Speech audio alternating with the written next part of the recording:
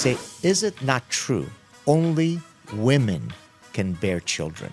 She goes, no, that's not true. She goes, well, there is some Japanese tribe off some Japanese island where within their mythological folkloric realm, it is the men who bear children. If you're too empathetic, we need to let in everybody into the United States because everybody deserves an equal opportunity to flourish in the US. Is it not true since time immemorial that sailors have relied that the sun rises in the east and sets in the west? So then she says to me, what do you mean by east and west? And what do you mean by the sun? That which you call the sun, I might call dancing hyena.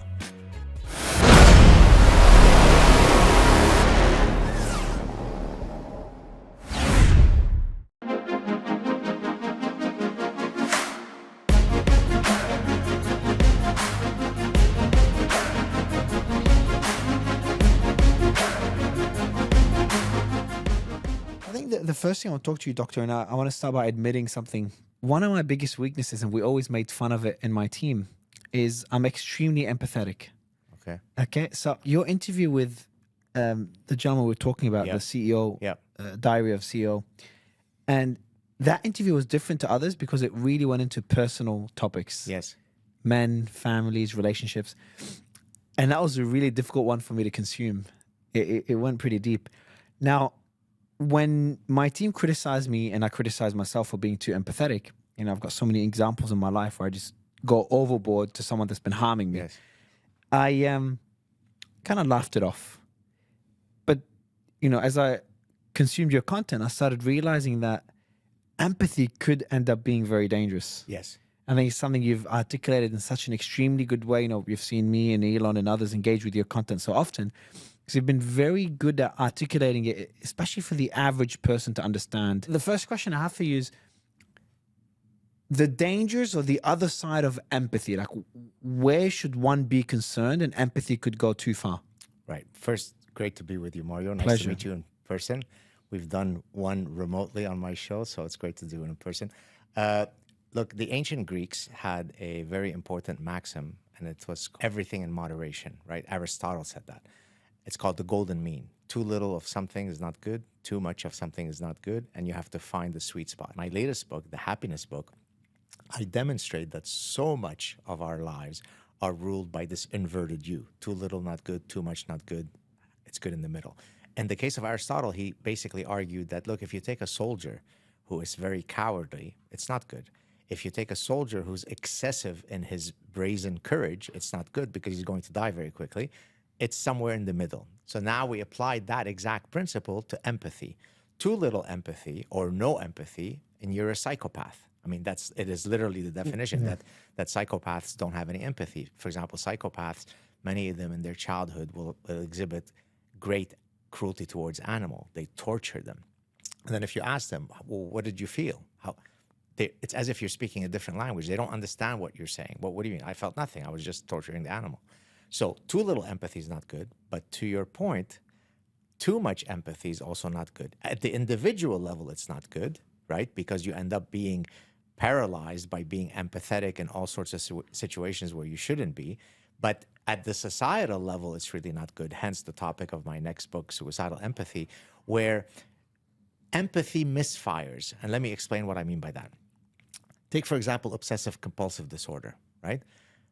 It makes perfect evolutionary sense for us to scan the world for environmental threats. So if you, for example, come in today, you sneeze into your hand, and then you come out to shake my hand, I'm going to say, excuse me, Mario, I want to go to the bathroom just to wash my hands, right? That makes perfect sense. If, on the other hand, that mechanism misfires, becomes hyperactive, such that every morning I end up spending 6 hours washing my hands with scalding hot water so that my skin is starting to fall off and I can't make it to my job, then it becomes OCD. So in OCD, when the behavior is regulated within certain normal ranges, it makes adaptive sense. But when it misfires, it becomes hyperactive. It becomes a psychiatric disorder, OCD. The exact same principle applies for empathy. If you're too empathetic, we need to let in everybody into the United States because everybody deserves an equal opportunity to flourish in the US. That's not how life works, right? I am someone who is quite well known, when I had to go and get a job in Michigan this year now, where I'm a visiting professor, I had to go through a rigorous set of paperwork in order for me to enter legally into the United States. But suicidal empathy says, no, no, no. Anybody who wants to come in and participate in the American experiment should be allowed to be let in, even if that causes great domestic harm. So what the book talks about is what happens to our public policy decisions when empathy goes awry. Right. So you've made a few points. One of the points you've made is where too much empathy is bad to the person that's being too empathetic. That one is easier to understand. But you also said how it's bad to a society. Now, and use the example of immigration. It's one that's, again, easy to understand, because when you make it easy for anyone to enter the country, then the people trying to do it the right way, it feels very unfair to them. And then they're incentivized to break the law. Like, hey, why do I need to follow the law? And that applies to any law. But a question I have is it bad for society as a whole? So it's bad for the US. And to be honest, I'm obviously very critical of the current lack of enforcement for immigration laws in the States. But is it bad for the rest of the world? Is it bad for those in need trying to get into the country? Again, life is about finding the sweet spot, right? So let me draw another analogy in evolutionary science, which is my area of scientific research. It makes perfect sense for me to have evolved the instinct to jump in front of a truck to save my children, but I would be less likely to jump in front of a truck to save random children that I don't know. That doesn't make me evil and callous. It makes me someone who has evolved the emotional and cognitive system that recognizes that I don't met out my investments indiscriminately to everyone, right? It doesn't make me a bad person.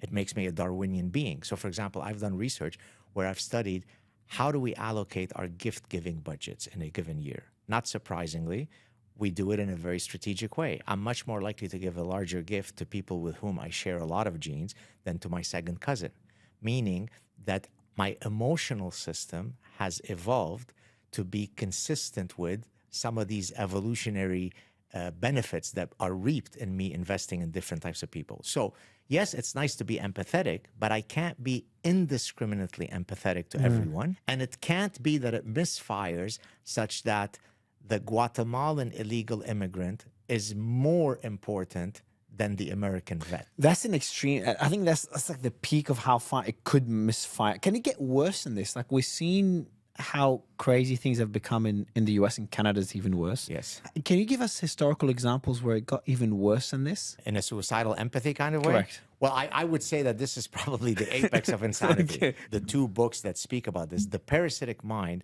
was about what happens to a human brain when its ability to think is parasitized. Suicidal empathy completes that story by saying what happens to the human brain when its emotional system is parasitized. And I can't think of a situation where a society has been more keen on committing orgiastic suicide in the pursuit of infinite tolerance and kindness. Orgiastic suicide. That Was clicked in me. It's stuck in my mind for a while. So essentially, it's like a society goes too far where it's like killing itself from within by just being too empathetic. And then that's linked to the whole concept of a parasitic mind, which I'd like you to explain that as well for the audience, so anyone that hasn't heard your content previously, and how that links, how the parasitic mind links to suicidal empathy. And then what we'll do is we'll kind of bring it to current events, because there's a few of them. So let's do parasitic mind. So I started my career, I became a professor in 1994. I've been a professor for longer than you've been alive. Is that true? Almost, no. Oh my God, I'm old. Okay, anyways, so in 1994, I began as a professor, and my original goal, which I pursued throughout my career, was to try to apply evolutionary biology and evolutionary psychology to study human behavior, specifically consumer and economic decision-making. How do our hormones affect our behaviors, right? How does testosterone affect our behavior? How does the menstrual cycle affect how a woman dresses across the menstrual cycle? So I look at the biological drivers of why we behave the way that we do.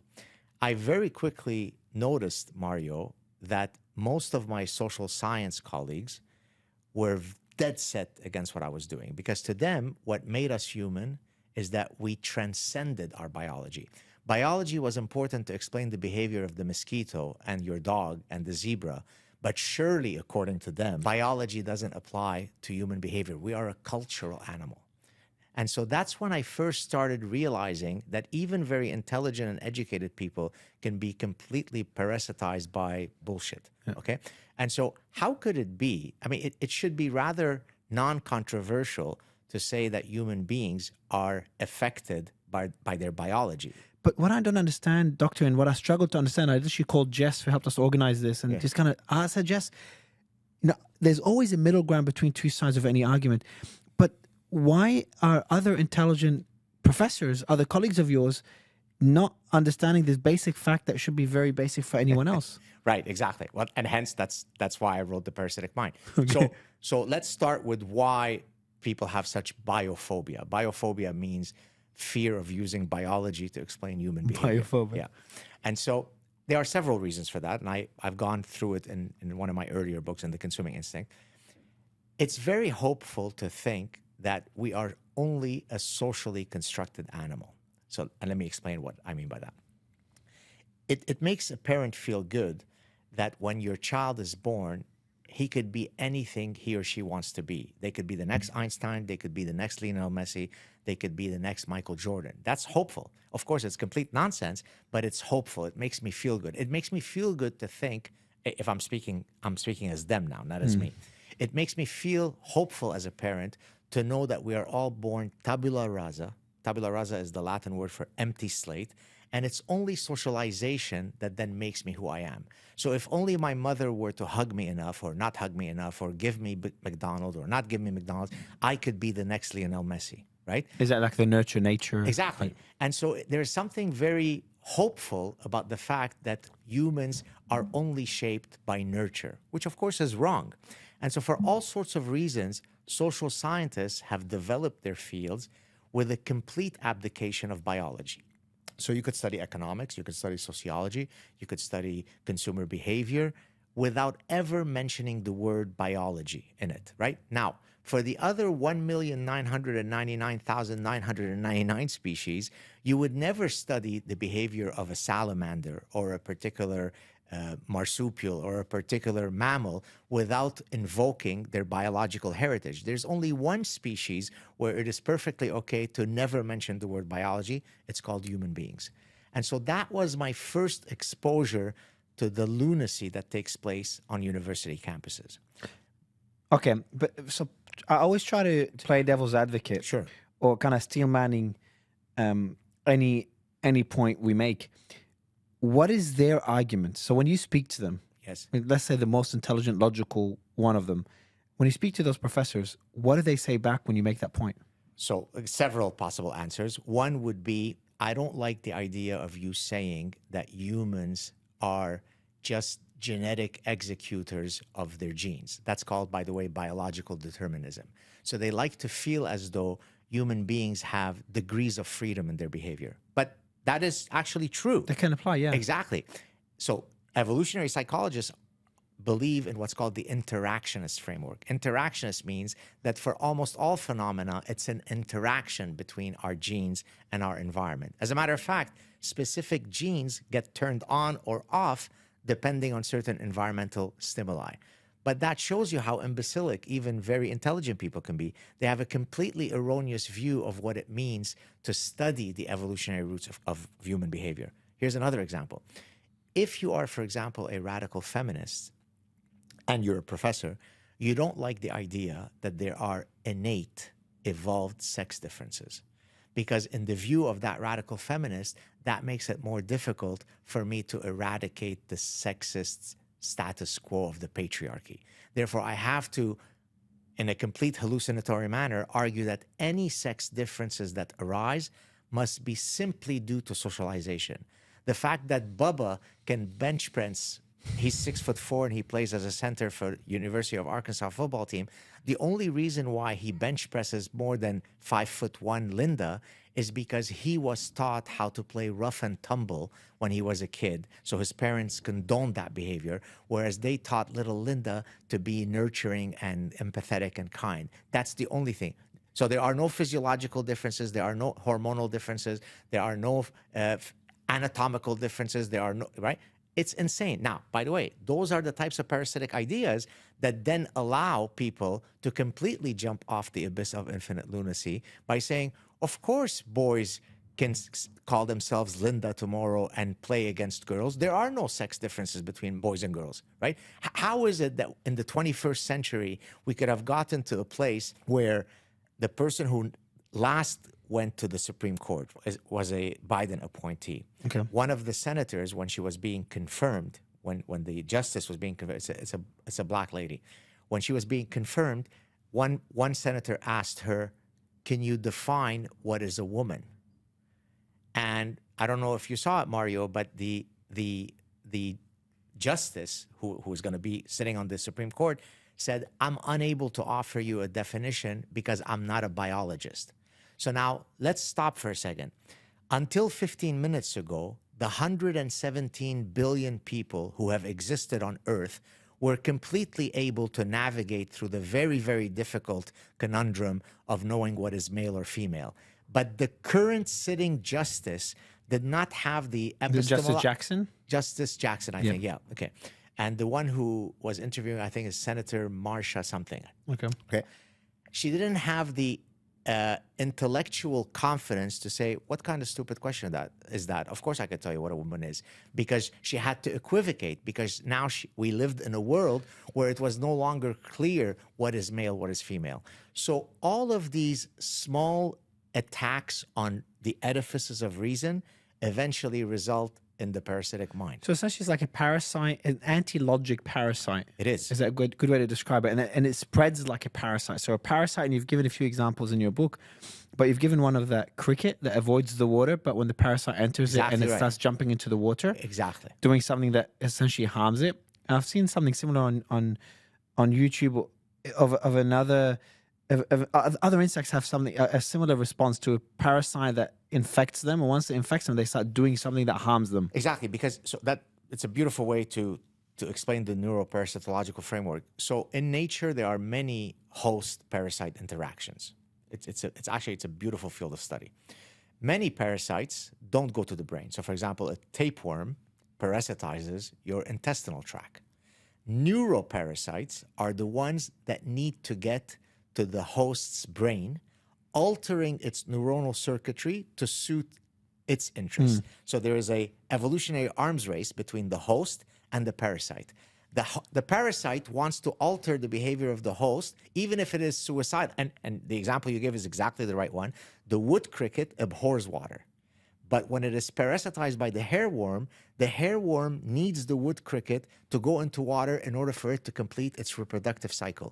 Therefore, once it is parasitized, it merrily jumps and commits suicide to the benefit of the parasite. The argument you're making with the parasitic mind, essentially ideas could become like parasites. Exactly. They could spread like parasites, and they infect the brain in a very similar way, where they kind of force the brain to think in ways that go against reason, against logic. And in a way, the people like the Justice Jackson, they know the answer. Exactly. But it's like a parasite is in their mind that they cannot say the answer for some reason to feed the parasite itself. Exactly. And I'll give you a beautiful example of a mixture of the parasitic mind and suicidal empathy. Okay. So there was a gentleman, Norwegian man, in I think 2013, who was raped by a Somali immigrant. He was sodomized by a Somali immigrant. Now, the way that our emotional system has evolved, you wouldn't typically be exhibiting great concern, compassion, and empathy towards the guy who sodomized you, right? That's just not part of our evolutionary makeup. For obvious reason. For obvious reasons. Now, in this case, he was so both parasitized by actual idea pathogens and parasitized by suicidal empathy that after the Somali immigrant had served a very minimal sentence, because in Norway they're so kind and empathetic, it's not nice to punish criminals. After he served a minimal sentence and he was going to be deported back to Somalia, the guy who had been sodomized by him felt very, very bad and very guilty that now the Somali guy was not going to have a maximally flourishing life in Mogadishu And he felt bad that it was because of his doing. So that's the perfect example of the utter, complete walking parasite, both in terms of his thoughts and in terms of his emotional system. So the parasite led to suicidal empathy. Exactly. There's a lot of similar examples, by the way. There's a lot of people that were raped, and they feel bad for the rapist. And then they just cannot, because I've had these discussions before, when you ask them for a logical explanation, they just cannot make it. They just cannot do it. It's like, I don't know why. I just feel bad. That's like, that's more of the suicidal empathy. But your example links to the parasitic mind is because of the whole kind of movement. And we can get into the woke movement as well. I don't know how you started covering the woke movement. I'm still trying to understand it.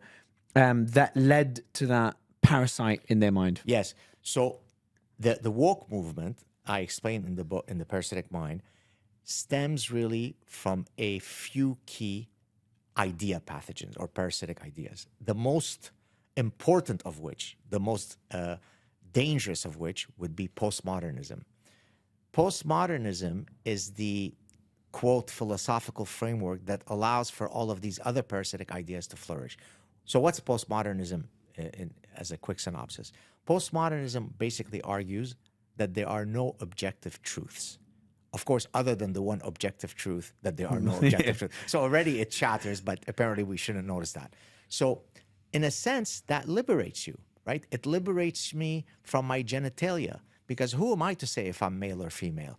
What are chromosomes really? We don't know what that is. If I tomorrow decide that I'm Linda, shut up, I'm Linda and I box with girls, right? So postmodernism, I call it intellectual terrorism, because imagine how anti-scientific it is. Why? Because every day when I wake up and I'm trying to do a scientific study, I do think that there are truths to be discovered. Otherwise, there's no point in applying the scientific method. Now, here's a very important distinction. The fact that something is provisionally true in science doesn't mean that it is eternally true. That's why the word provisional is there. What we thought was true in science 300 years ago, we've updated our thinking. But we do think that epistemologically speaking, there are truths to be discovered. If you throw me off a 100-store building 100 times, I could tell you exactly 100 times what will happen to me. It's called gravity, right? So there are absolute truths. And yet I tell the story in the Parasitic Mind. This is the perfect story to captures what happens to a mind that is fully parasitized by postmodernism. And apologies to any of your viewers and listeners who've heard me say it before, because it's one of my favorite stories to tell, because it's so powerful. But we're a storytelling animal. I can give you all I'm excited to know which story it is. Maybe you already know it. So in 2002, one of my former doctoral students had just defended his doctoral dissertation. And so we were going to go out. Does it ring a bell so far? Not yet, no. Not yet, okay. If it does, tell me. I know where you're going with this. If not, this is your first time hearing it and you'll enjoy it. So he says, let's go out. We agreed to go out and celebrate. And at the time, my wife and I didn't have children. It was myself, my wife, my doctoral student, with whom I recently had a Zoom chat. He's now a senior professor himself in Canada. Congratulations. Yeah, thank you. And he was bringing a date, a girl. And so he calls me up to kind of give me a heads up. He goes, I just want to tell you that the woman I'm bringing is a graduate student in women's studies, postmodernism, and cultural anthropology. To which I answered, the holy trinity of bullshit. And so I said, okay, no, I got you. I'm going to be on my best behavior. This is your night. We're going to. Are they still together? No. Okay. He's married now. No. I should ask, though, how long it lasted after that evening. I don't think very long. So I said, don't worry. I'm going to be on my best behavior, which, of course, was a complete lie. Because about halfway through the evening, I turned to the lady and I said, I hear you're a graduate student in postmodernism. Yes. Said, there are no objective truths, yes? She goes, no. I said, okay, well, I'm an evolutionary scientist. So, for example, I think that there are features of human nature that are universal. It could be a Yanomamo tribe in the Amazon. It could be in Detroit, Michigan in 1950. It could be in 300 years from now in Malta. There are certain features that are absolute human universals. Do you mind if I propose what I think are some universals and then we can discuss them? She goes, yeah, go ahead. So now this is 2002. This is way before the transgender stuff, way before men can get pregnant and men can menstruate, 2002. I say, is it not true that within Homo sapiens, within humans, only women can bear children. So she looks at me. She can't believe what a moron I am. She goes, no, that's not true. I said, it's not true that only women bear children. How is that? She goes, well, there is some Japanese tribe off some Japanese island where within their mythological folkloric realm, it is the men who bear children. So by you restricting it to the material realm, that's how you keep us barefoot and pregnant, in the kitchen. So after I recovered from the mini stroke I had due to her stupidity, I said, okay, maybe it's too controversial for me to propose that only women bear children. Let me pick a less controversial example. Is it not true since time immemorial that sailors have relied on the following cosmological fact, that the sun rises in the east and sets in the west? So here she used, Mario, a variant, a strand of postmodernism called deconstructionism. And the guy who founded this field is a French postmodernist called Jacques Derrida. And deconstructionism is basically language creates reality. There is no reality outside of language. So then she says to me, what do you mean by east and west? And what do you mean by the sun? That which you call the sun, I might call dancing hyena. Exact words. So I said, well, fine. The dancing hyena rises in the east and sets in the west. She goes, I don't play those label games. Now, why do I always tell that story? Because I'm sitting with a person who supposedly is not an escapee from a psychiatric hospital, although you can't tell the difference because she's a graduate student in postmodernism. And I'm sitting and having an adult conversation with another person who's supposed to be intelligent, getting a graduate degree. Actually, it was in Montreal at one of the top universities in the world. And we couldn't agree on the fact that women bear children and that there is such a thing as east and west and the sun. Now, she wasn't some anomaly. She was exactly enunciating the words that you would learn if you paid $80,000 a year to go to Columbia to study postmodernism. So how could it be anything other than parasitic? What is the beneficial value that you will bring to society? While you're talking, what I'm thinking about is that I always try to put myself in other people's shoes. I'm like, if I'm in her shoes, how is she interpreting what she's saying? I'm struggling to understand it. I'm struggling to understand how describing the sun as a dancing hyena.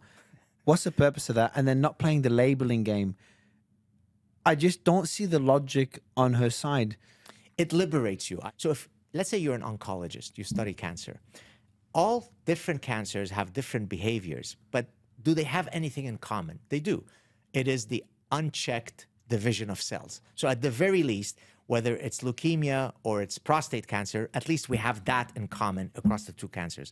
So what I wanted to do is apply a similar mechanism to say, well, what is common across all these parasitic ideas, whether it be postmodernism or social constructivism or cultural relativism or biophobia? What's common across all these? And so I think I offered a reasonable answer, which is they all free us from the pesky shackles of reality, right?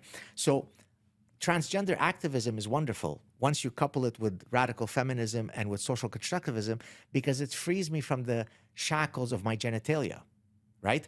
Postmodernism frees me from everything. Up is down, left is right, freedom is slavery, war is peace, Hamas is freedom-loving, Jews are the Nazis. So I now have the epistemological weaponry to negate any form of reality. Boy, that's very liberating. It's wonderful. I'm not shackled by this thing called common sense, logic, reason, reality. And so that ultimately is the ultimate freeing of oneself. I mean, freeing in quotes. So maybe the value of freeing oneself is being able to maybe do more. So if society limits, and I'm trying to play devil's advocate here. So obviously we see the negative impact this could have. You know, you need truths for society to exist, for humans to be able to function every day. We need to know those truths that, hey, if I get into the elevator, it'll take me down. And if I jump off from the balcony, it's quicker, but I'll be dead. You also see progress when people are not limited by certain beliefs, especially in cultures that limit freedom. So let's say, I'm struggling to play devil's advocate, but let's say I'm a woman and then there's certain societal expectations from a woman, but then trying to be more creative and moving away from reality, say, hey, I'm not bound by those laws, allows me to do more and allows me to achieve more. But then, I can help you with that. please, I think because I'm I trying know- to see, yeah, I'm yeah. trying to give them credit as well for anyone that believes in postmodernism, to say, look, I understand where you're coming from, even though we might disagree. So, do you know, are you familiar with E.O. Wilson? Is that a name? I'm not. E.O. Wilson actually, regrettably, recently passed away. He's one of my intellectual heroes. He's a Harvard biologist. Specifically, his scientific work is in the study of social ants. I think I know his quote. There's a famous quote of his, or no? Probably you read it in my book. Yes, So, yes, I think so.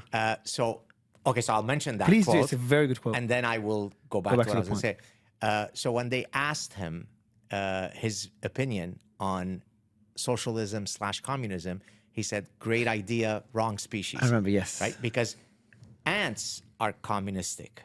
But by their evolutionary heritage, there is a reproductive queen, and then there is a whole caste of indistinguishable worker or warrior ants. They're all equal. Human beings are not ants because they're hierarchical. Some of us are taller, some of us are shorter, some of us are harder working, some of us play soccer like Lionel Messi, others don't. Some of us are intelligent like Einstein, others are not. So it doesn't make sense to impose a system on the human beings that is contrary to their human nature, right? So that's the That's quote. right. On that point as well, I relate to it so much because when I was a kid, I read about communism. I'm like, why does everyone hate communism? You know, it just makes a lot of sense. It's just such a... We're all equal. Exactly. We're all equal. It comes from such a kind place. And look, parasitic ideas come from a good place as well. Exactly. But then when you understand, we start understanding it further, understand how humans function, you're like, okay, it is a good idea, but it does not work in how we're built biologically. Exactly. And so I'll give you one other point and I'll go back to E.O. Wilson. So one of the things that I talk about is any products, any policies, any political systems that are incongruent with human nature will ultimately fail. So let's apply it to consumer behavior, okay? If you want to study the evolutionary preferences of women when it comes to mating, study the archetype of the male hero in romance novels, right? Every single romance novel that's ever been written in life is like a plagiarized one book. It's the same man in all of them. It's the same man. He is a prince. He's also a neurosurgeon. He's tall. He wrestles alligators on his six-pack. He can't be tamed unless it is the love of this one good woman. I just described every single romance novel that's ever been written. Okay, I'm being literal. Okay, so if I want to study what women fantasize over, just look at romance novels. Well, there was a company a few years ago, that decided, I mean, they didn't use the word woke, but they were progressive. They wanted to free themselves of the shackles of toxic masculinity. So they created a romance novel line where, this is now I'm using my gad humor, they didn't do this, but sort of, where the man cries with his thumb in his mouth and while watching Bridget Jones' Diary, where he asks if he's too fat in his jeans, where he has a high pitchy voice because he's sensitive, because he's kind, because he's empathetic. Well, guess what the market answered to that new line of romance novels? It failed. Why did it fail? Because that product was contrary to an evolutionary feature of what women wanted. So one of the things that I teach my students when I'm, say, teaching MBA students, I tell them, what I'm going to teach you is not just how to be better business people. If I teach you the secrets to human nature, you could apply it anywhere you want. You could apply it to understand why your marriage is failing, why you want the corner office in the top floor, anything. You could apply it to all realms of life. So the audacity of a company to say, I will teach the consumer what they should like, right? And that comes from tabula rasa. We're all born empty slates, and it is me, the marketer, who will tell women what they should fantasize over. If I teach them in the romance novel to prefer the whiny, crying guy, then that's because I'm teaching them not to like toxic masculine guys. And women said, sorry, that doesn't trigger our fantasy juices, right? And so any context where you have a decoupling from something that you create and human nature is going to fail. That's why communism has been tried for 100 years in many, many different societies, and the answer is always the same. It's an abject failure. Okay, so now let's go back to E.O. Wilson. So to your point, when you were saying, but are there some cases where E.O. Wilson, when they asked him about the interplay between genes and culture, he says genes hold culture on a long leash, but it still has to be constrained by biological reality. What does that mean? So that's a fancy way of saying something maybe a bit easier to understand. Take, for example, the use of spices across cuisines. For example, in Mexico, they have hotter cuisine, spicier cuisine than in Sweden. Yes? Mm-hmm. So the question then becomes why? Why are some cuisines laden with spices and others are not? And I'm going to come back to your point. You're going to see I'm going to tie it up. Can you, by the way, guess at all why, evolutionarily speaking, some cuisines will evolve to be spicier than others? I will not even try to guess this one. Okay. So this is actually called the antimicrobial hypothesis. A cultural reality, in this case, how much spices I use in my cuisine, is a solution to a biological problem. The biological problem is that in cultures where it's hot climates, there is a greater density and proliferation of foodborne pathogens. One of the ways that you get rid of foodborne pathogens is via various cuisine approaches. Spice use, it's antimicrobial, pickling, smoking the food, salting the food. So all of these adaptations, cultural adaptations, solve a biological problem. So now I come back to and then it starts getting more creative from there. That's where the leash gets longer. Exactly. So that's a good example. So it's okay for the leash to allow different lengths in different ecosystems, but it can't be completely decoupled from biology. The leash can go longer or shorter, but it's still constrained. What these parasitic ideas do is they say, no, there is no leash. We are infinitely malleable. We're not. I can guarantee you that I know a lot of babies, probably every baby ever born, because Lionel Messi is the greatest soccer player ever. No amount of nurturing that a parent does will result in you engineering a soccer player that is better than Lionel Messi. He was born with the exact set of tools that allowed him to be who he is. Had he been 6'4", he wouldn't. So when people say, "How tall are you, Professor?" Same as Lionel Messi. I usually say, I'm tall enough to be like Lionel Messi. It's good enough for me. But had I been a basketball player, it would have been a problem, right? And so that answers, hopefully, your question. It does. And what we're seeing right now is, I think that leash is getting a bit too long by the looks of it. And we've seen humans automatically, without realizing it, start pull it back. Yes. And start to realize that it's gone too long. I think the recent election results are speaking to that. Exactly. People said, I've had enough of the decoupling of the leash.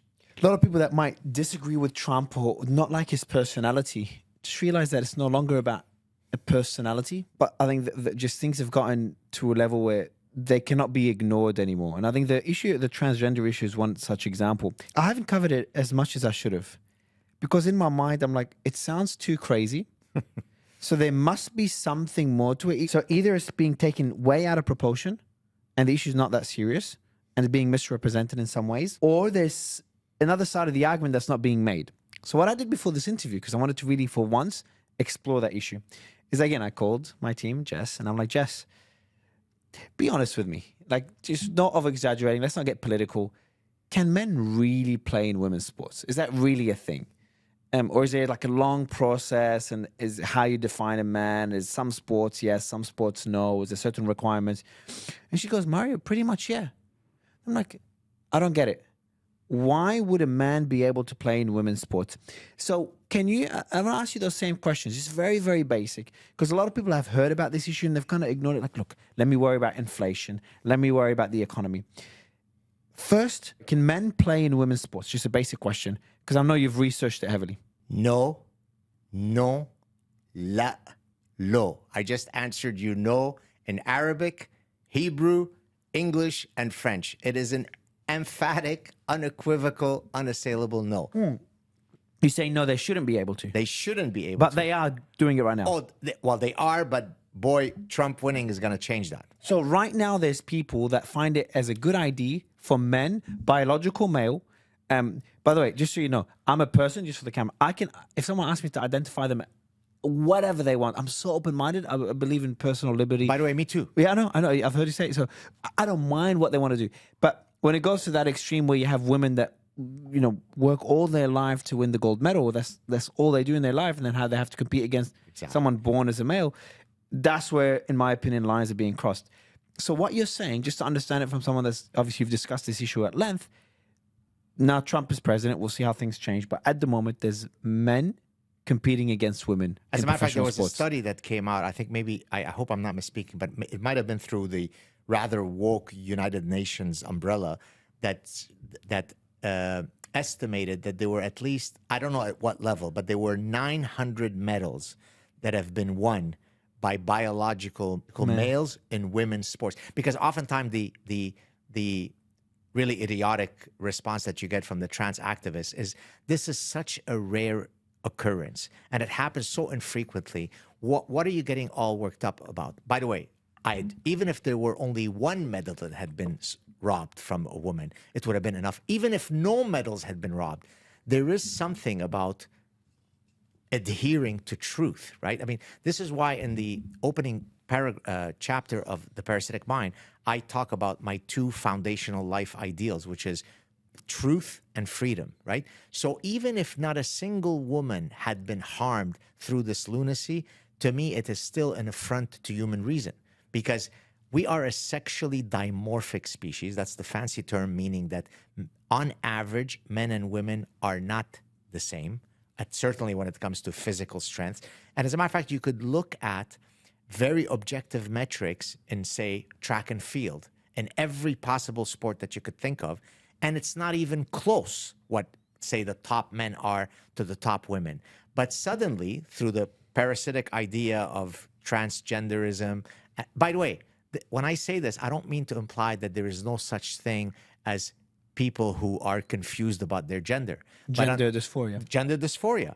And until very recently, if you, let's say, wanted to go through the sex reassignment procedure until, say, 15 minutes ago when this transgender stuff went wild, there was a very, very rigorous psychiatric process you had to go through for years before you were then eventually sexually reassigned. Well, now we've removed all that. Monday morning, I'm a 6'4" male who has competed as a male in U.S. college competitions in swimming. Tuesday, I'm Linda. That's it. Shut up. Do not question my identity. That's insane. But it comes again from this reflex of being empathetic. But you're actually not being empathetic, because in the service of being empathetic to 1 out of 10,000 people who truly do have gender dysphoria, you are being non-empathetic to all of the biological females who have now lost their place on the podium. Yes, I think, and it goes back to the way you've compared it to a parasite, because you said it starts with a few, and it starts from well-intentioned people. Exactly. If you want to help people that have gender dysphoria, I'm all for it. I think people should be educated, and even if it's 0.0001% of the population, that's tens of thousands of people, hundreds of thousands of people, and they should be, given the attention they deserve. Every life is equal. So it starts from a good place. Exactly right. And then the leash gets longer and longer Until it breaks. And it starts impacting others. You're helping 0.001%. And harming everybody else. Exactly. And actually, so in 2017, Mario, I was summoned to appear in front of the Canadian Senate with Jordan Peterson. Yes, yeah. Okay. Oh, I've had him on the show. Incredible, man. Okay, yeah, we're good friends. He's a fellow Canadian. People ask us, what's in the Canadian water that we have some of the biggest freedom fighters? I don't know. And weird jackets. And he has 2-color jackets, and you have the professor jacket. There you go. By the way, the company that created what you're calling weird jacket recently reached out to me and did pro bono, because I've always wanted to have a red velvet suit. They did one for me, and about 2 months ago, I picked it up. And maybe I should have worn it today here. I haven't yet premiered it. You should do a photo with it, and we'll put it as a thumbnail of the video. I do have. I'll send that to you. I'll send it to you. Okay. Perfect. So both Jordan and I had appeared separately in front of the Canadian Senate. At the time, there was a discussion about a bill called Bill C-16, which was trying to incorporate gender identity and gender orientation under the rubric of hate speech and hate laws. And so I went up in front of you can watch it. I have it on my channel. Okay, you could watch my testimony, and I'm summarizing here. I said, look, I'm all for all people living dignified lives free of institutional bigotry. That's great, but in the service of doing that, you don't get to murder and rape truth, and you don't get to ask me to celebrate your unique personhood, right? So, and let me give you a specific example. Did you notice recently that I call her occasional cortex, but AOC, very quietly in the darkness of the night when nobody's looking, did you see what she changed in her bio? You didn't see that, Mario? No. There's no longer any pronouns in her bio. Really? How come until the transgender pronoun craze came along, you never had? The first 35 years of your life, it seemed as though we could all recognize that you were female.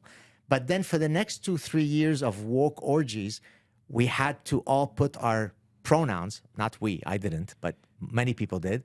And then now when it looks like the ecosystem is shifting, The leash is getting shorter. the leash is getting shorter without anybody looking. Listen, if gender pronouns are a good idea, they should be a good idea forevermore. You should never take them off.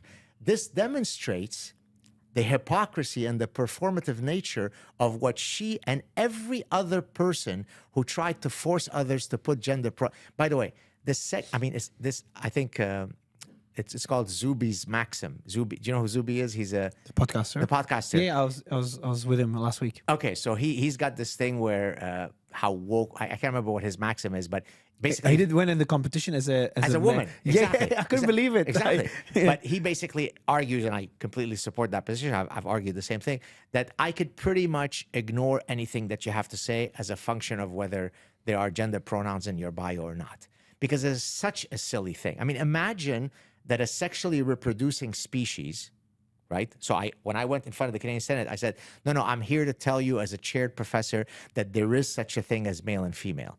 Do we really need to do that in the 21st century? Well, apparently we did. So I let me know, and I'd love you to disagree as well. I think if someone wants to have gender pronouns, it's their prerogative, and if it's for the sake of inclusion, probably not the best way to apply inclusion. But hey, you're doing the right thing. I think where the line for me is crossed is when it goes into free speech, which is something, I'm similar to you. I'm a free speech absolutist, Yes, which we can dig into as well. I think that forcing others to use a certain gender and to use a certain pronoun, that's where, in my opinion, the line is crossed. If you want to be, if someone wants someone to address you as they, them, or whatever other pronoun, I think there's too many, I forgot them all now. That's fine. It's your prerogative. Forcing someone else to say it and legally forcing them to say it, considering it hate speech, which is one of the most concerning labels that's been created in the last few years, is too fine. And I would love to get your thoughts on this. And if you disagree with my stance that if someone wants to have the pronouns, that's fine as long as you don't force them onto others. And then kind of link it into the importance of free speech, because I think what you and Jordan Peterson were fighting for, beyond the whole woke mind virus, is the importance of free speech. Yes, sir. So I agree. You want to put your pronouns, go for it. Live and let live. So I'm 100% with you, so I don't disagree.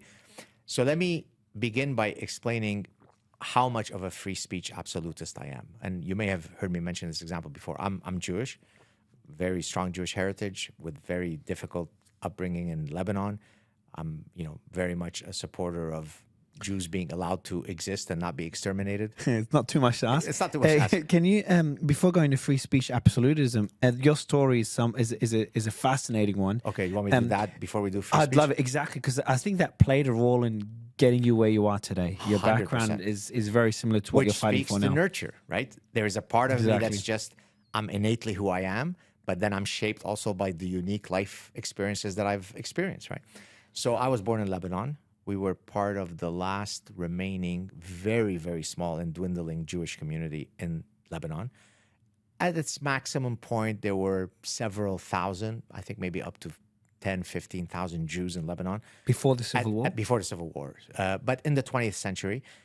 But then throughout the 20th century, it became a lot more difficult to be Jewish in the Middle East, in Arab countries.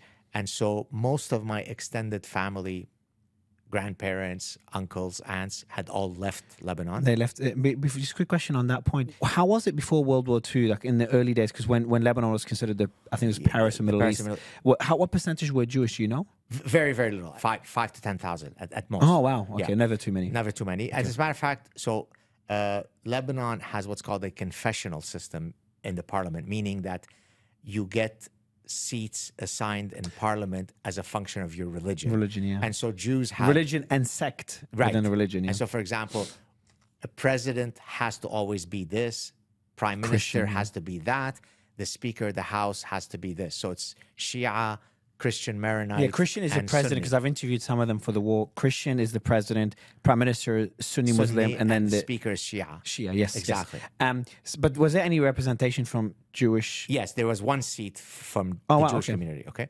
So in that sense, Mario, it's tolerant. But it's tolerant, in French you say entre guillemets, like with inverted commas, apostrophes, yeah. Because it's tolerant in the Middle Eastern sense. We tolerate you, and we reserve the right at any point to stop tolerating you. And when we stop tolerating you, you better put on really good running shoes and run really fast, because we're coming for you. And that's what happened. And that's what happened to us. So my immediate family, my nuclear family, so I'm my parents and we're 4 kids, had stayed in Lebanon, but the writing was on the wall even before the civil war started. So, for example, one of my brothers, who was a big judo champion, he's the next oldest. He's 10 years older than me. He's the one in the club that always went after the women and did really well. Look at you having done your homework. Him, yeah? That's him. That's him. He's the guy who was very wealthy in Southern California. So he was Lebanese champion for several years in a row. And it's not very nice when a Jewish guy is winning and making the rest of us look bad. So he was visited by some men who explained to him that it was time for him to retire, lest there might be an accident that happens to him. So he realized that that was the end of his judo career in Lebanon. So he ended up moving to Paris in France. The French have historically had a very good tradition in judo, to pursue his studies and his judo career before the Civil War. The Civil War hadn't broken out, but it was already starting to get bad. Then my other brother, who's the eldest, who's almost 14 years older than me, had married a Lebanese Christian girl, which already was terribly traumatic both to her family and to my family. Wouldn't she need to convert to Judaism? Well, technically, yes, but what they ended up doing is what used to happen in Lebanon is you couldn't get married interfaith because, let's say, the church wouldn't allow it, and so what people would do, they would elope to Cyprus to get married. And that's what even back then. So my ex-sister-in-law, who unfortunately recently passed away, she was Palestinian Christian. Wow. Okay. So anyways, so one day they were stopped at a roadblock by PLO fighters, Palestinian Liberation Organization, the Yasser Arafat guys from back in the day. And they stopped them. And as often happens in these countries, they look at his watch and say, "Oh, that's a really nice watch you're wearing," which basically means fork it over. He says, "I'm not giving you this watch. It's my mother just gave it to me." That's your brother? That's my eldest brother. Okay. And so then they look and say, "Oh, that's a beautiful blonde wife you have there," which basically means time to make a choice. You want to keep the wife or you want to keep the watch? So then they moved from Lebanon and they came to Montreal. I think that he gave away the watch. They moved here in 1974. So just before the war. Just before the war. And then my sister, who's 12 years older than me, also moved to Montreal prior to the start of the Civil War. So there were very few of us left, and then the war broke out. So once the war broke out, all bets were off. All hell broke loose. Then you really couldn't be Jewish, and it was, your hair is on fire. You have to leave. So people say, okay, but before the Civil War, how was it being Jewish? I said, well, look, it's not as though every day somebody was coming to hunt you down, because obviously if people want to find out you're Jewish, they just have to go Saturday when you go to the synagogue and they'll see that you're Jewish. So it's not as though it was a complete abject secret that you were Jewish, but you certainly didn't advertise it. Don't trigger us. Don't wear a big Star of David, right? So I tell a few stories that kind of give you a sense of what it was to be in the Paris of the Middle East as a Jew. In 1970, Gamal Abdel Nasser, who was the president of Egypt, who was very revered across the Arab world because he was a pan-Arabist, meaning he was trying to unite all of the Arab countries into one unit. We have to get rid of those pesky Jews. We have to be one common group.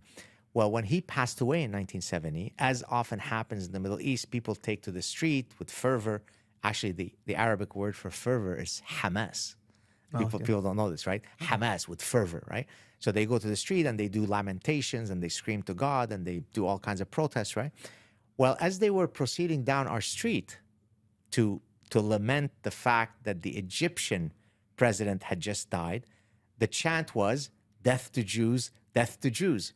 I'm 5 years old. I was almost Do you remember 6. any of it? Yeah. Well, I mean, how am I saying the story? Of course. No, maybe your Yeah, parents no. told This you. is from my memory. And Oh, I wow. remember I was kind of looking up from the balcony, and my mother says, just keep. I said, well, why are you screaming death to Jews? What do we have to do with this? So that was my first conscious memory of having seen hatred towards the Jews. So that's one.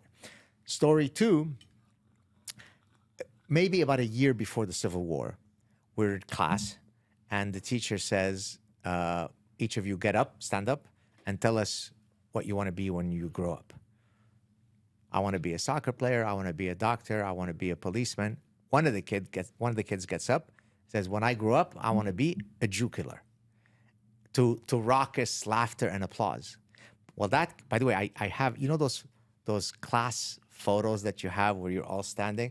I've got the class photos the student. with that student. Have you tried reaching out to him? I've never reached out to You him. should. I've never even said his name out of some sort of honor code that I don't want to, point to who he is. You should. What I think you should do is honestly try to find him and just do an interview with him. It might go really bad, or it might end up changing complete mindset change. But it's just That's a cool. It'd be fascinating. That to would be do. cool to do. But sorry to Yeah. interrupt the story. So, well, I'll tell you, it might be tough to go back to a kid from 1974 and track him, although I'm sure I probably could if he's still alive. I'm not that old.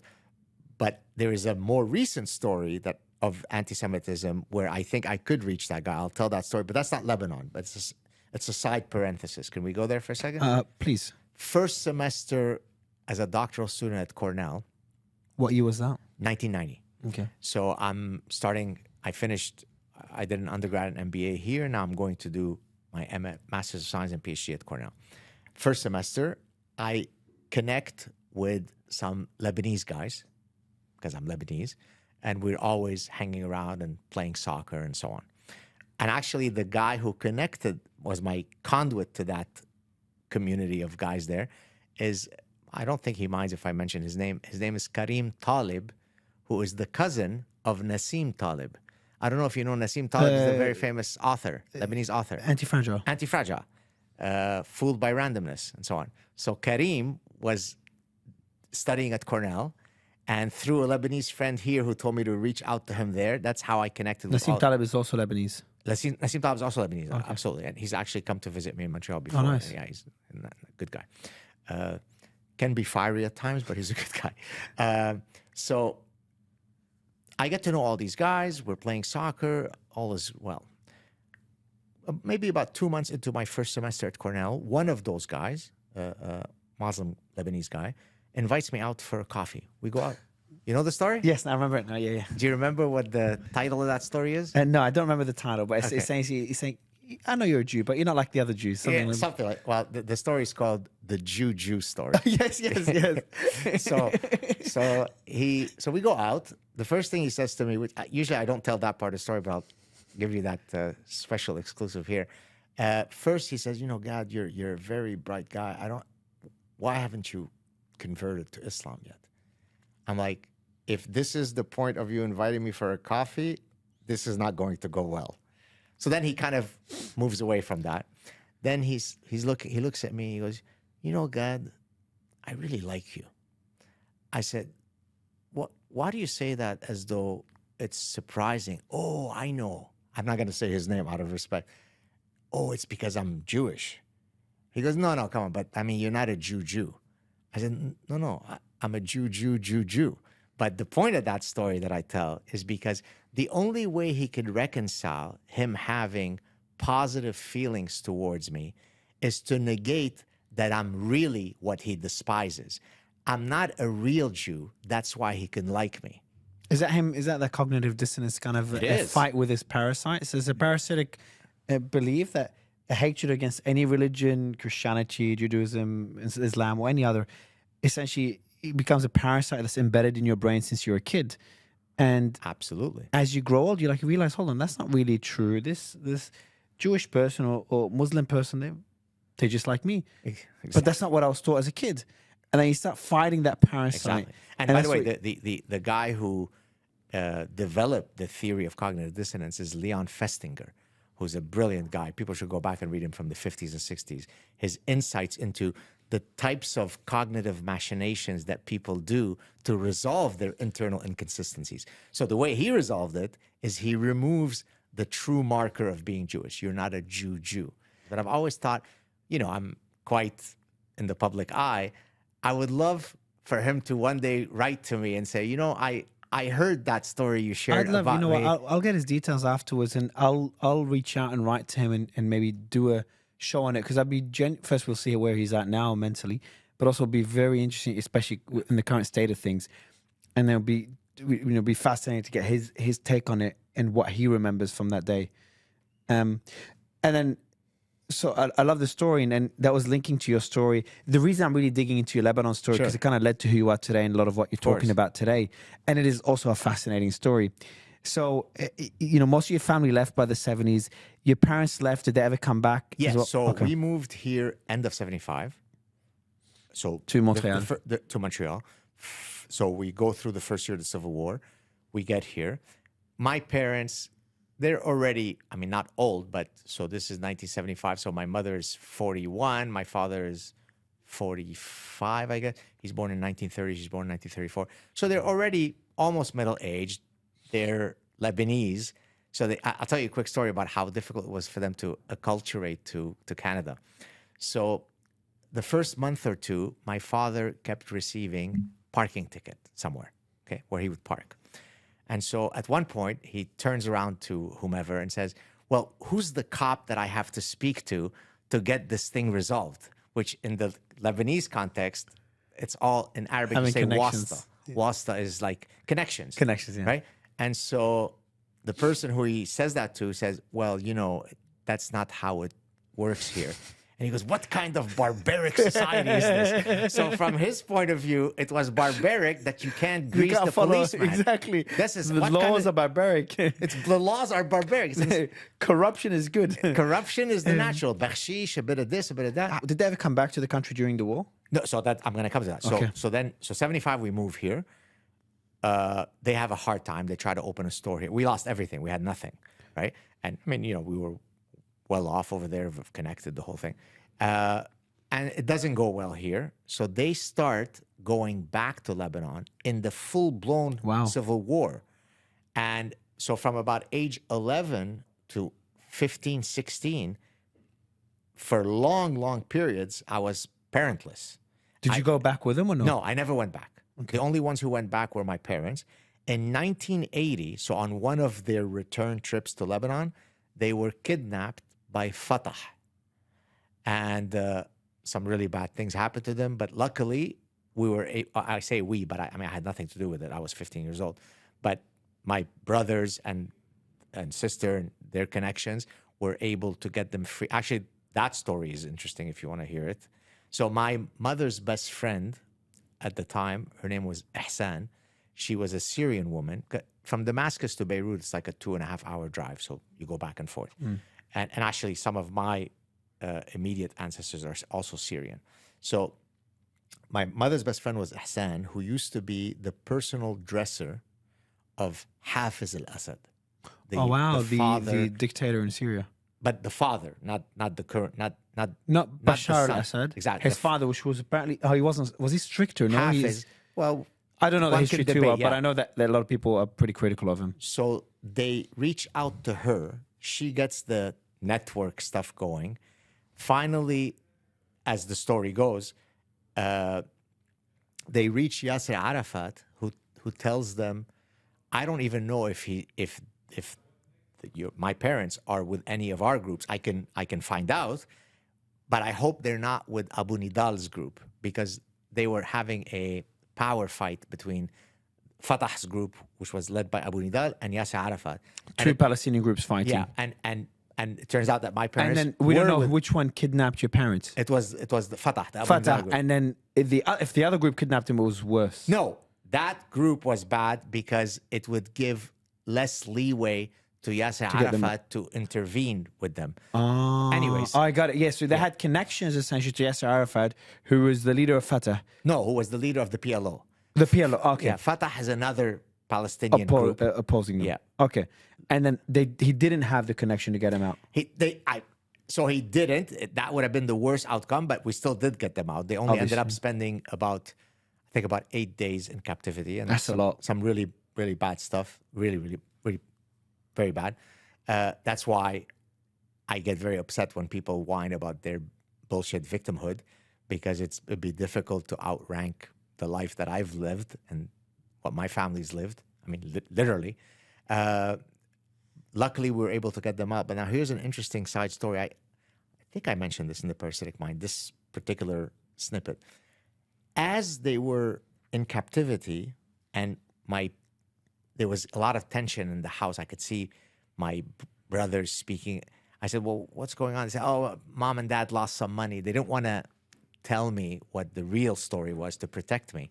So I was going to school every day during those 8 days, not knowing that my parents have disappeared. But there was a guy in my high school who his parents were very good friends with my parents. They're also Lebanese Jews, who knew that they had disappeared, but who didn't know that I didn't know that they had disappeared. Are you with me so far? Yes, of course. And so later, after the fact, he told me that, it's good that I found out that you didn't know, because I thought it was very sinister how you were carrying about, laughing, and it looked like you were perfectly normal. And I was surprised that you would be so happy when nobody knew where your parents were. Because you didn't know. I didn't know. And then you thought you're like some like psychopath who doesn't psychopathic. care, like who's completely callous. the opposite of being an empathetic person. Exactly. And so anyway, luckily they were freed, came here. My father, when they were freed, had in Arabic, you say falij.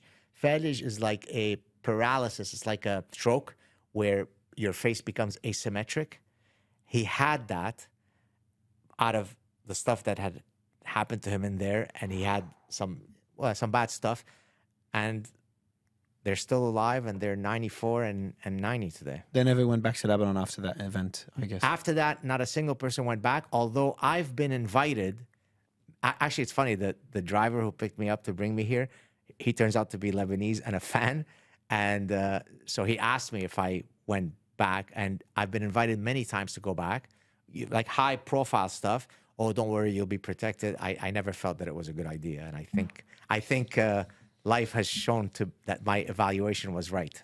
When were you invited? The last time would have been when Hariri, Prime Minister got assassinated? yeah, it was around that time. So whenever that would have been the last time I was invited.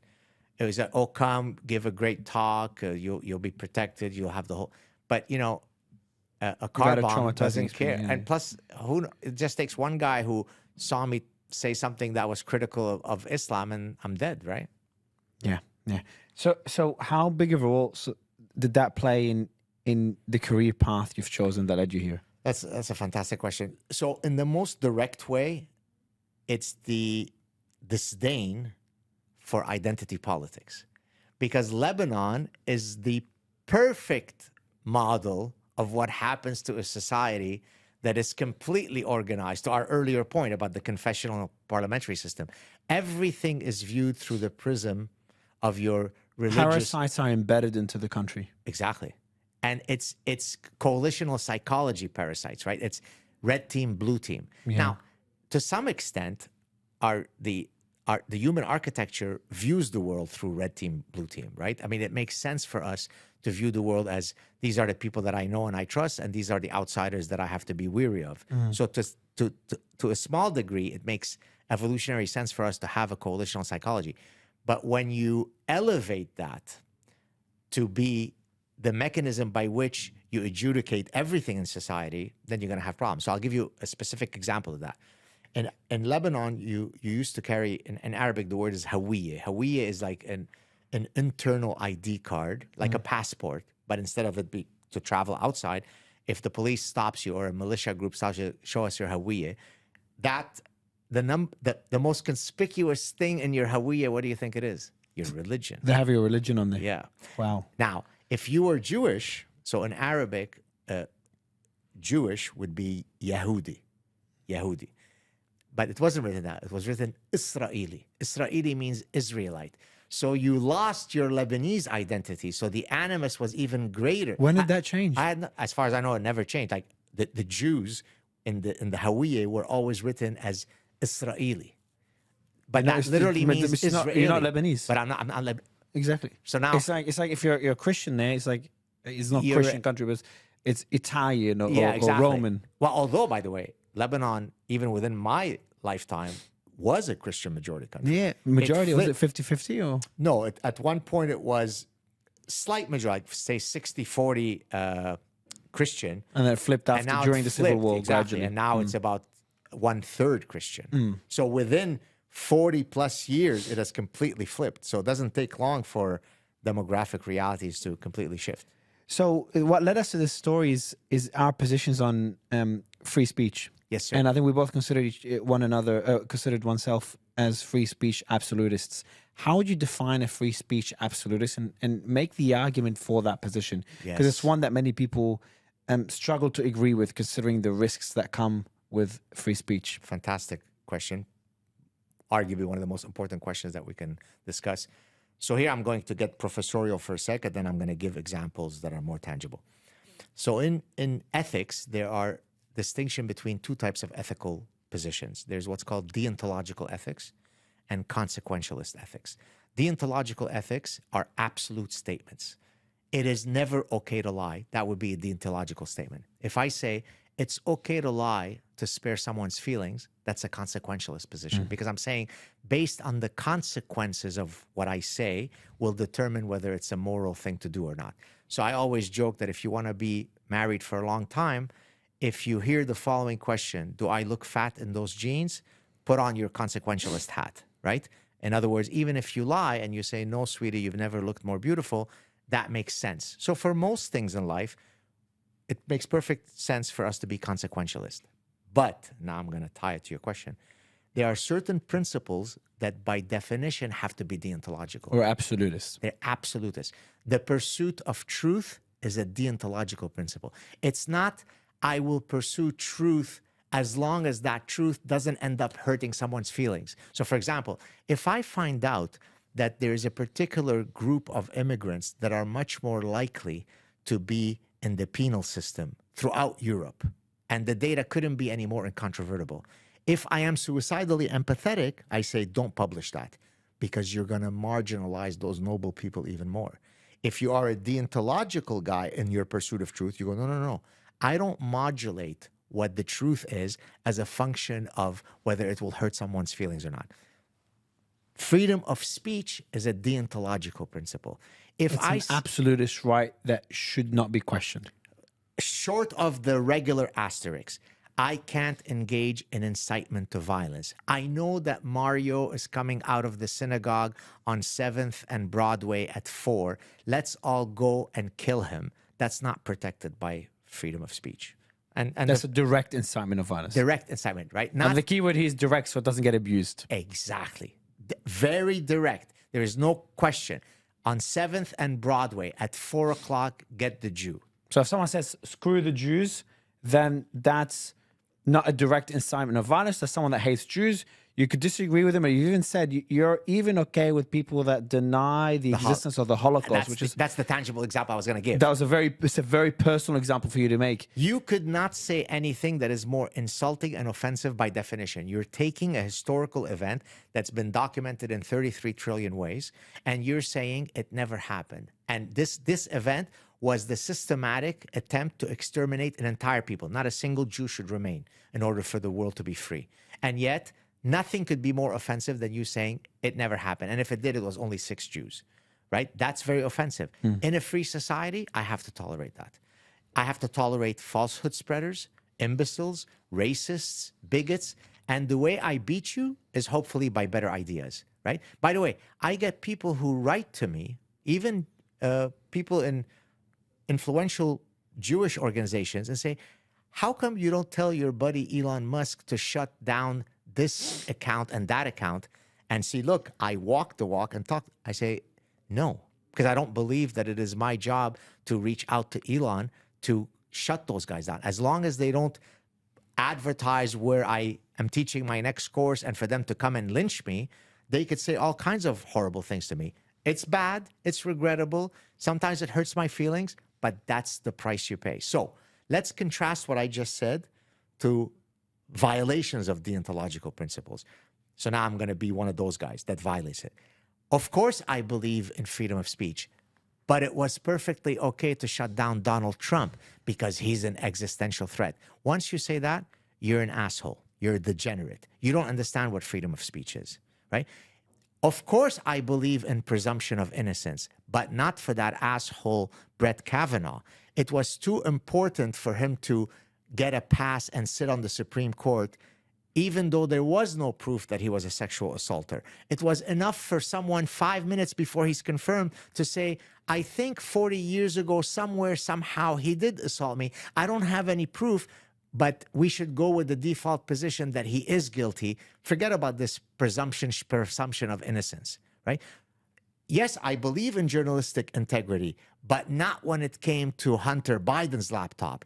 In that case, it was perfectly okay for everybody to collude to shut down that story because then Orange Himmler would have come to power. You've just given great examples on why absolute truths matter, and consequential ones, or I'll say malleable ones, also play a role. The example you've given is when to lie. There's times when lying does matter. Hey, talking about Jews and how they've been targeted, and talking about the Holocaust. There's that great movie, World War II movie, where someone had was hiding Jewish people under the ground. You remember that one? Of course. You know which movie I'm talking about. Inglorious Bastard. Exactly. And he had to lie that initially he lied that they were when he was hiding them, obviously for a very good cause. And there's a very good quote I've always used. It's by Voltaire. I disapprove of what you say, but I will defend to the death your right to say it. Exactly. It's an incredible quote. Beautiful. And you mentioned Elon, and I know you spent time with Elon as well. Yep. You know him really well. And you said something in one of the podcasts that was really interesting. Elon's achieved a lot to society, a lot, and he keeps achieving more as time passes. He doesn't stop. From getting us to start living as a species onto another planet for the first time, to being part of the creation of AI, which I wanted to talk about as well. We won't have time today, but maybe we should do it again. Sure. We're talking about the issues you're talking about, parasitic mind and suicidal empathy, especially parasitic mind. Parasites within an intelligence that we could lose control of. Yeah. Is scary as hell. That's something no one's really explored. But you said that nothing, I'm going to read out your exact quote. That's the only quote I think I know which quote it is. And I'm sure you do. Yeah. You said the following. You said, nothing Elon has done or will ever do will have the same historical impact as him buying Twitter. That's a pretty big statement considering how much he's achieved. Can you expand on that? Well, I said that well before we saw the influence that he's had in the current election. True. Right? Well, and before the rocket was being caught by these chopsticks as well.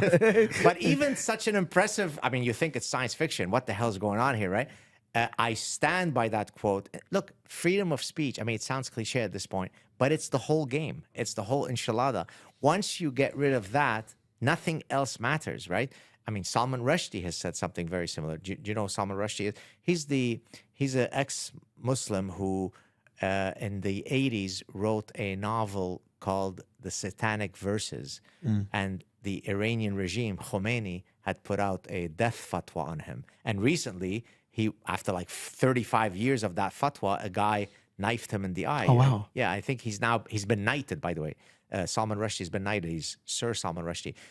I quote him in The Parasitic Mind that nothing is as important as freedom of speech. So when Elon said, hey, look, I can tip the weight of the scale so that it's a bit more of a fair and even game, right? Because most of the platforms all the platforms were utterly run by wokesters. And suddenly here comes the richest, most influential guy in the world who says, wait, I'm going to redress the balance. I mean, I could tell you, it's as if I had a 1,000-pound gorilla lifted off my shoulders, because suddenly I could say things on social media. I mean, I always said whatever I wanted, but I knew that I would get my voice shut down, or this clip demonetized, or this taken off. And that could always have some impact, direct, either to some extent, on decisions you make. And I tell you one that I'm ashamed to admit did happen, but I'll mention it here because it's important to be honest. I remember Matt Ridley, who's a famous evolutionary biologist. He sat in the House of Lords in the British Parliament. He'd been on my show a few times, and his people reached out to me. They had him and a co-author had a book out talking about the lab leak theory of COVID early in the process. And so I wrote back to his people. I said, look, there is no topic that I'm not willing to cover, and I'm perfectly happy to host you. But here's what's going to happen. We're going to spend the time doing this show. The minute that I'm going to post it, it's going to be taken out, and possibly my whole channel will be erased. So pragmatically speaking, it's reckless and silly to do. But that never sat well with me, because that demonstrated that they got to me. Even the honey badger had to calculate that, pragmatically speaking, if we do have this conversation, I'm going to be rendered invisible. And so, willfully or not, we all had to calculate the pros and cons of anything we said or did. And then here comes Elon on his white horse saving our freedom of speech. So I stand by that quote, and I double down on it. Nothing he will ever do will be as important as that. He's a hero for that. He deserves the Nobel Prize for that. And instead he got targeted by advertisers, all these different organizations and the Biden administration. And now it's backfiring. Every decision he makes, I'm like, what are you doing, Elon? Like, for example, going all in on Trump, and before Trump got elected by a landslide. I remember he was on Tucker's show, and he says, Tucker asked him, like, do you know what's going to happen to you if Trump loses? He's like, I'm fucked. I'm done. Exactly, and I could end up in jail. And laughs about it. And I'm like, this is terrifying. Yeah. And yet it paid off in an incredible way for him, for obviously President Trump, and for society as a whole. But it's an interesting statement to make, and I think people don't understand. It's like we're sleepwalking into censorship, not knowing the costs of censorship, the costs of the amount of impact it could have on society as a whole, and giving control to a very small number of people on speech as a whole. And when you give control of speech, you give control to IDs to a small group of people. And we saw what happens when a small group of people have control of IDs. The leash gets way too long and things get out of control. So people don't see that effect, whereas like a small domino, small censoring one issue becomes a bigger issue. It works. Like during COVID, it worked. Bigger issue, and the dominoes continue falling until you've just got a society crumbling because of what could be innocent censorship because of good intentions. Exactly. I think there's just so much more to discuss. Obviously, I wanted to really dig into Donald Trump's election results. I think that's a fascinating story, and I think what impact it would have on the parasitic minds or suicidal empathy we're seeing in the US right now. Well, what I can tell you, forgive me for interrupting, and then No, I know please you want to wrap it up. I've been very, very keen to warn people that they shouldn't be complacent in their fight against the parasitic mind and suicidal empathy now that Donald Trump is coming in. It's good. It's reversing the trend. The fulcrum is switching. There's an autocorrection taking place. But it took, Mario, 50 to 100 years for these ideas to proliferate, originally from university campuses into every nook and cranny of society. Now, I'd like to think that it won't take 50 to 100 years to get rid of them, but it's not going to be Donald Trump comes in, woke stuff is gone. So we have to stay vigilant. We have to keep talking. We have to keep having these conversations. And inshallah, in 20, 25 years, this will be part of the dustbin of history. And I think this is already happening. I think Trump will trigger these discussions. He's really good at making things that seem taboo no longer be taboo. Yeah. It's really taboo to question mainstream media. Yes. It was one of the things I disliked the most about Trump. I'm like, the importance of the freedom of press is paramount. Yes. You cannot attack the press this way. But then when you understand the press is more biased. Exactly. So biased and corrupt in many ways. The system is so corrupt. They're like, hold on. Trump has a point. And now it became normal to question the press. But Doctor, I think we should do this again. There's just so many more points Anytime. to discuss. Especially another one I really was keen on having a chat with. I was talking to my girlfriend about is all these different points and the way you've linked parasitic. There's two different theories. the parasitic mind and suicide, especially suicidal empathy, and the impact they have on relationships. He has some incredible stories there that I want to, for selfish reasons, ask about. I think I'll be more interested in the audience to understand them. So we should do this again. But it's been an incredible pleasure to have you. Thank you so much. To be Real on the other pleasure. side of the mic. And I'm going to put you right now as in the top few hosts, I just like I appreciate- did for the Diary CEO guy. I appreciate it. Thank you for that. It's very kind of you. Thank you, Doctor. Cheers. Thank you.